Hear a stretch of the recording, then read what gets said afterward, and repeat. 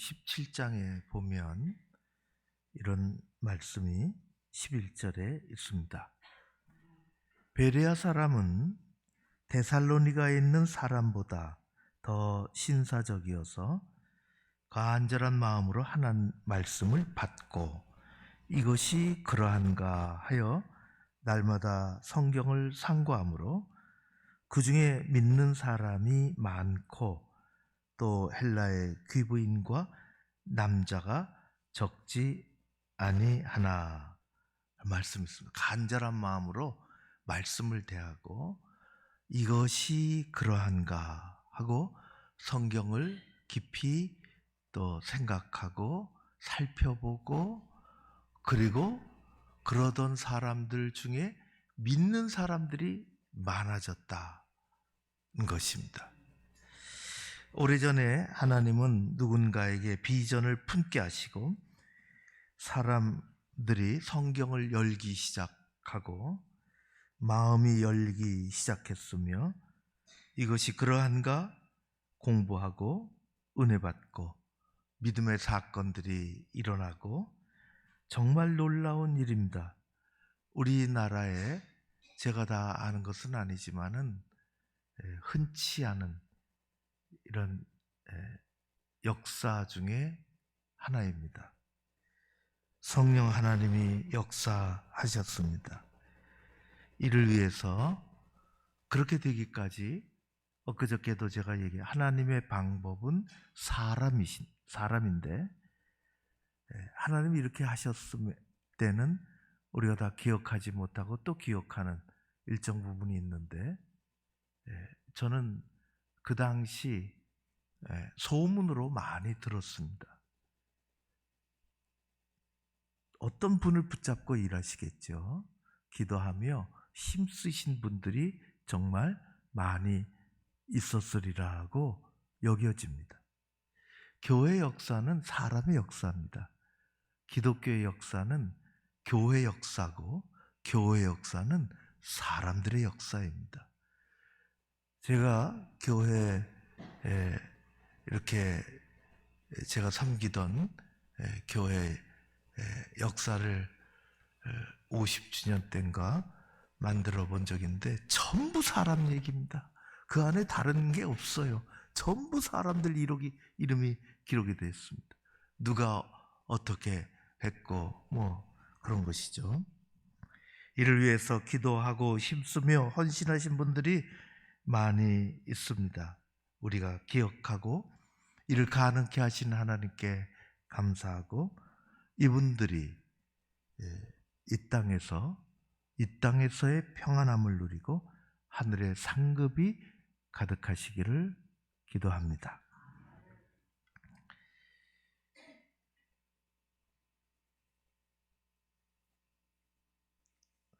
실제로 있었던 얘기인데요. 나라 얘기인데 우리나라도 있을 법한데요. 어머니가 돌아가셨고 아버지가 딸에게 연락을 했는데 몇 개월 후에 그 장례 다 같이 치르고 몇 개월 있다가 딸이 뒤져보니까 다락방에 상자가 많고 상자를 열어보니까 엄마가 쓰던 물건들이 접시도 있고 볼도 있고 찻잔도 있고 그 한번 와서 그냥 버리기가 아깝고 내가 어떻게 할 길도 없고 이렇게 정리하는데 내가 와서 한번 봐라.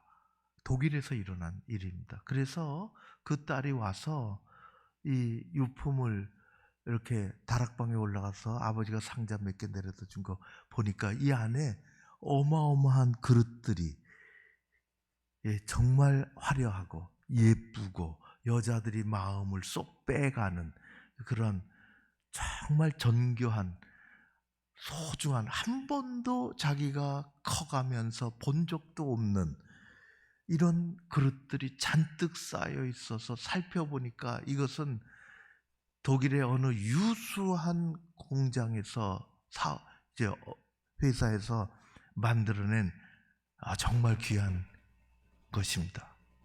아버지한테 물어봤죠. 어디서 났냐? 이게 왜 이렇게 있냐? 한 번도 엄마가 사용해 본 적이 없습니다. 물어보니까 엄마가 좋은 일이 있으면 사용하겠다. 좋은 일이 있으면 사용하겠다고 하면서 한 번도 쓴 적 없이 그냥 돌아가신 것입니다. 딸은 그것을 품고 집으로 돌아와서 어머니 생각하며 마음 먹기를, 언제 이것을 나는 오늘서부터 사용하겠다. 평생 한 번도 사용하지 못하고 돌아가신 어머니가 너무 안타까워서 이 아름답고 이 정말 소중한 그릇을 나는 오늘서부터 꺼내고 어머니를 생각하고 감사한 마음으로 식탁을 아름답게 꾸미고, 그래서 그렇게 사용했다는 이야기를, 실화를 제가 들었습니다. 다른 어머니로부터 전해진 아름다운 것을 선물로 받은 것입니다. 다락에 그대로 상자 속에 담아놓지 않고 신문지에 둘둘 말아서 그렇게 먼지 쌓이지 않도록 하는 것이 아니라 상자 바깥으로 꺼내서 식탁 위에 올려놓고 어머니를 생각하고 얼마나 멋있고 아름다운 그릇인가 그렇게 여기면서 살아가. 그게 오히려 어머니를 위한, 어머니를 향한 더 애틋한 마음이라 여겨집니다. 하나님은 질그릇과 같은 우리 안에 예수 보화를 주셨습니다. 이 보화를 질그릇에 가졌으니 이는 심히 큰 능력은 하나님께 있고 우리에게 있지 아니함을 알게 하려 함이라. 우리가 자주 말씀 나누는 고린도 후서 말씀인데요, 앞에 보화를 그랬는데 그 다음 절에는 심히 큰 능력이라 그렇게 했습니다. 보화를 그냥 아름답다, 소중하다 그러고 말씀을 끝난 것이 아니라 이는 심히 큰 능력이, 그렇게 했습니다. 보화가 능력이라는 것입니다. 구약의 솔로몬 성전, 첫 번째로 건물 보이게 지은 성전을 이스라엘 백성들은 선친 다윗 왕이 준비한 모든 재료와 그 모든 쌓아놓은 기도로 솔로몬은 성전을 건축하면서 정말 정교하게 만들었는데요, 하나하나 만들어 놓은 물건이 의미 있는 것이, 의미 없는 것이 하나도 없는데, 그 중에 보면은 누구도 성전에 들어오면은 마주치는 큰 기둥이 2개가 있었습니다.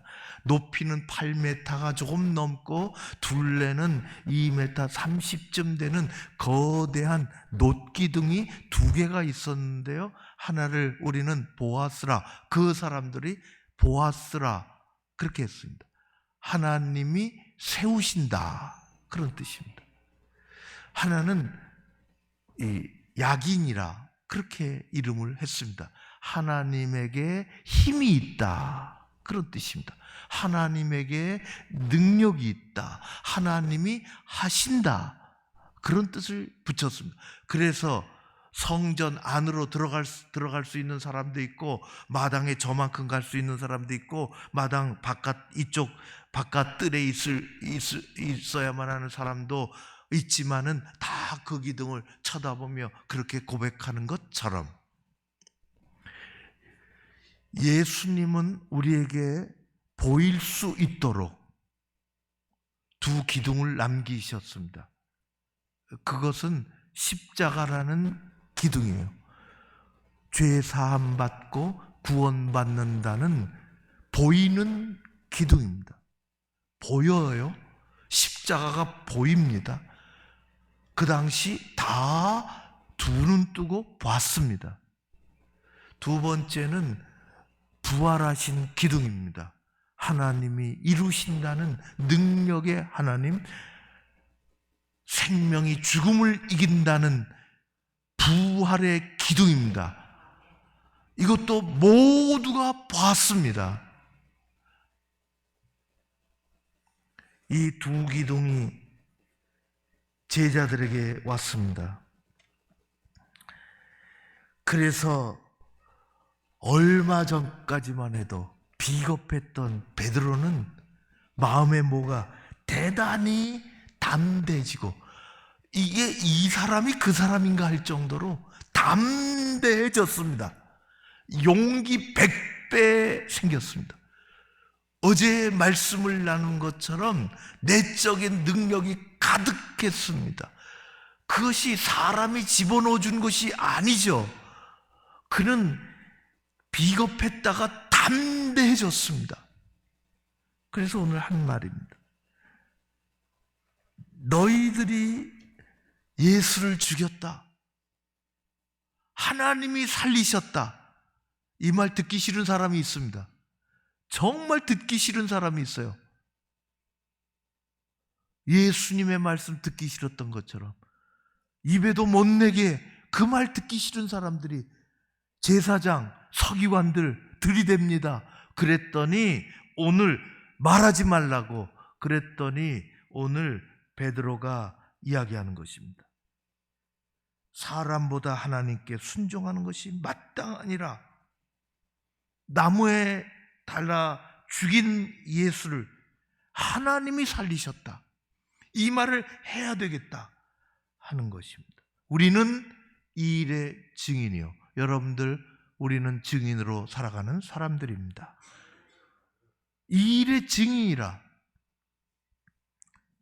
베드로는 우리가 잘 아는 것처럼 예수님의 부르심을 받아 3년을 따라다녔습니다. 샅샅이 보고 들었죠. 3년은 작은 시간이 아닙니다.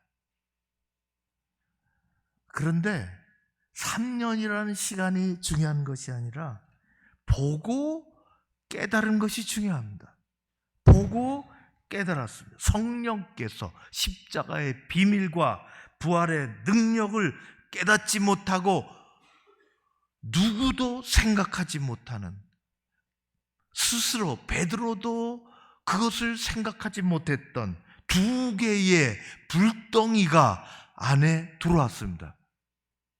2개의 불덩이는 확신 그리고 담대함입니다. 이 두 가지는 연관이 되어 있어요. 사람들은 세상의 일에도 확신이 있으면 담대해집니다. 세상 일도 그렇습니다. 좋은 일도 그렇지만은 나쁜 일도 그렇습니다. 확신이 생기면 담대함이 생깁니다. 어둠의 세계도 그렇지 않아요? 성령께서 확신을 주셨습니다. 첫 번째 주신 확신이라고 하는 것은 예수가 생명이라는 것입니다. 여기가 구원받는다는 것입니다. 진리는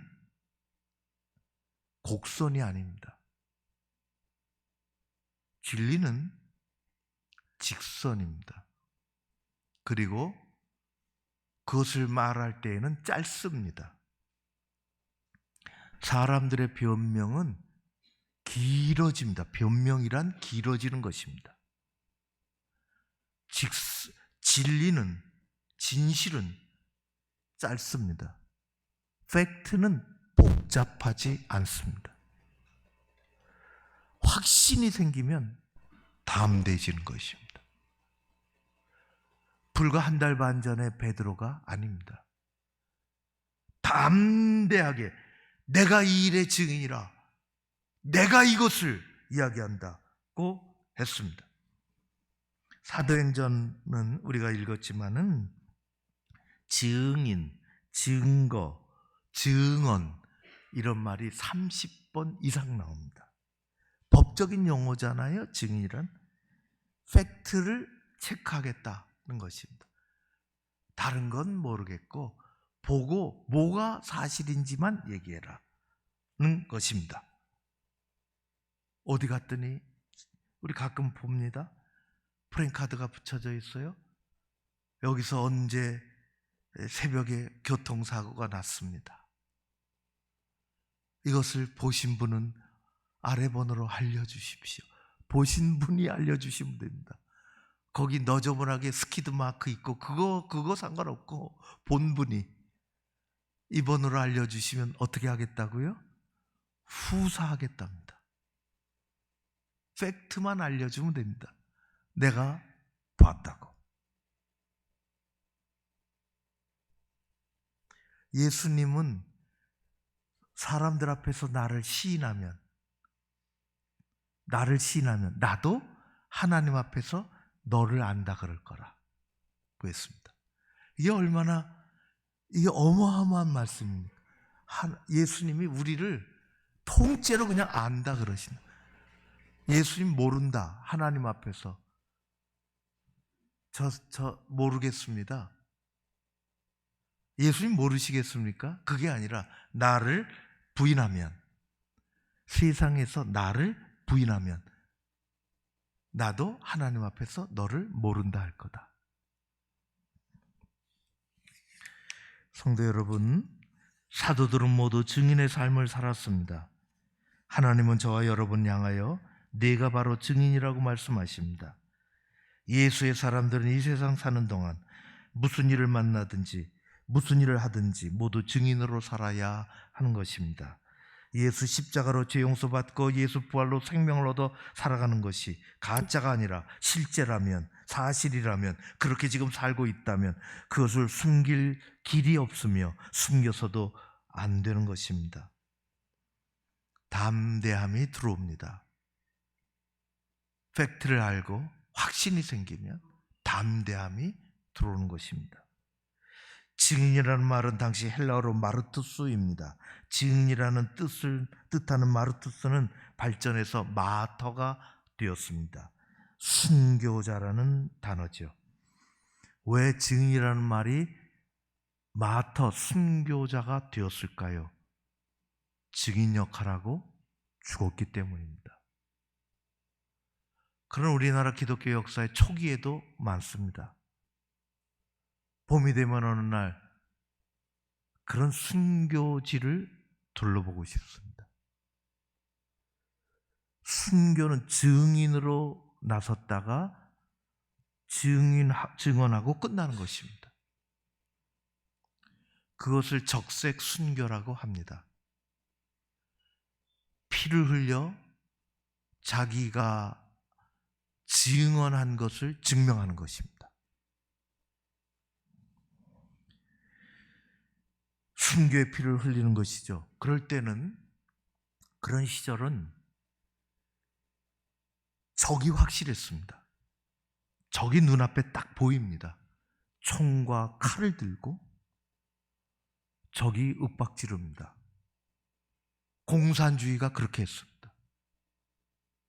그러니까 그 앞에서 일본 제국주의가, 신도가 그렇게 했습니다. 그러니까 그 앞에서 둘 중에 하나입니다. 적 앞에서 예수를 시인하고 죽을 건지 피를 흘릴 건지, 그것이 순교입니다. 지금은 북한에서나 일어날지 우리가 사는 이 시대에 없습니다. 적색 순교 없습니다. 예수 말에서 어디 붙잡혀가는 거 없습니다.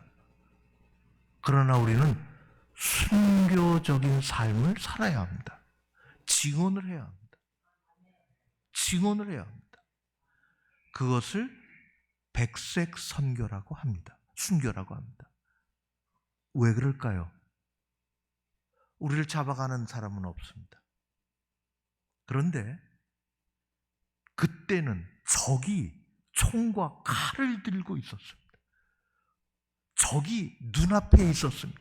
군복을 입고 나타나고, 제복을 입고 나타나고, 수갑을 가지고 나타나고, 체포하려고 나타나고. 그러나 지금은 그런 적이 없습니다. 눈앞에 나타나는 적은 없습니다. 그러나 수도 없이 많습니다. 수도 없이 오늘날에는 많습니다.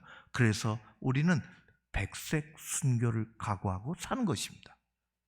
여전히 예수 증언을 해야 합니다. 우리가 다 잘 아는 영성신학자 유진 피터스는, 그가 사역한 성경도 소개한 적이 있지만은 다 그런 것은 아니지만 돌아가셨습니다. 이 말씀으로 마치겠습니다. 다 그런 것은 아니지만은 이 시대 그리스도인들을 보면 다 그런 것은 아니지만 많은 경우 관광객 같습니다 라고 하고 돌아가셨습니다.